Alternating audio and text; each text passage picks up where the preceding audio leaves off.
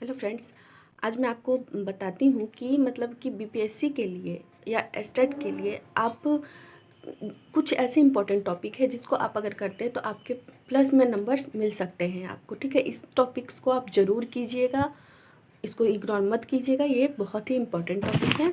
तो मैं आपको पहले बता दूँ, सबसे पहले तो आपको क्या करना है कि देखिए एससीईआरटी की किताबें अगर आपके आसपास में या आपके घर में कोई बच्चा है जो बिहार बोर्ड में पढ़ता है तो आपको मिल जाएगी।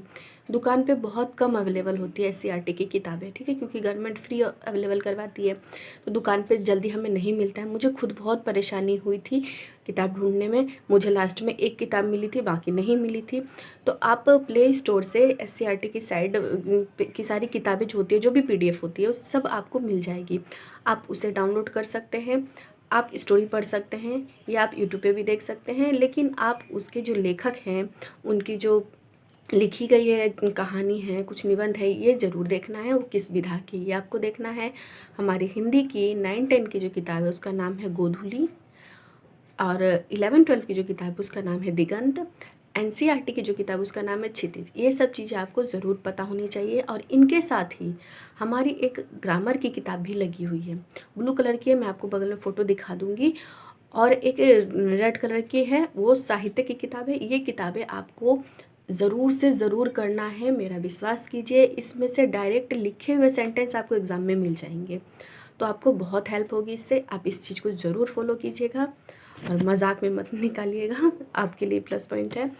और कुछ जो मतलब कि प्रीवियस ईयर जो हमारे हैं वो आप घटना चक्र से सॉल्व कर सकते हैं, मैं भी करवा रही हूँ, बाकी यूट्यूब के चैनल पे भी आपको मिल जाएंगे। और सॉरी, अगर आपको एक एक कहानी पढ़ना है, एक एक कहानी पढ़ने का आपके पास टाइम नहीं, लेकिन अगर कुछ लगे जो इम्पोर्टेंट है कि मैं पढ़ लूँ, तो आप मैग्नेट ब्रेन्स हैं उससे पढ़ सकते हैं, या मैंने भी अपने चैनल पे कई सारे करवाए हुए हैं।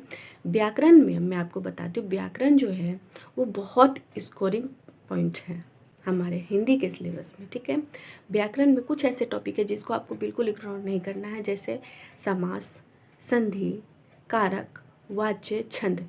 छंद से बहुत क्वेश्चंस आएंगे, छंद को आपको डीपली पढ़ना है, छंद को आप थोड़ा पढ़ के नहीं छोड़ सकते हैं। ठीक है, इसके साथ ही हिंदी साहित्य का इतिहास, ये एक प्रॉपर चैप्टर है। चैप्टर क्या कह लें इसको, एक टॉपिक आप कह सकते हैं। और इसमें किताबें आती हैं कि ये किताब किसने लिखी है। हिंदी साहित्य का इतिहास जो है, इस नाम से बहुत लोगों ने किताब लिखी है।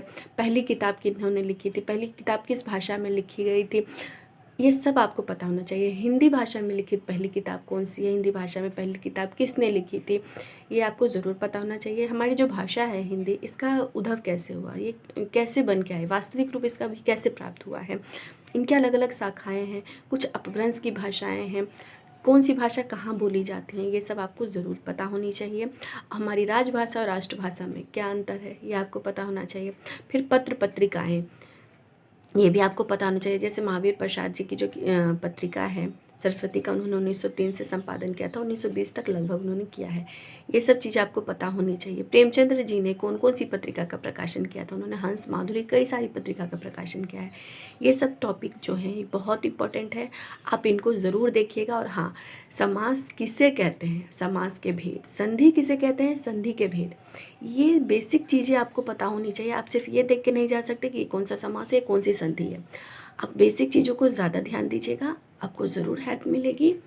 और मेरे से कुछ हेल्प चाहिए तो आप कमेंट कीजिएगा, मैं ज़रूर हेल्प करूँगी। Thank you.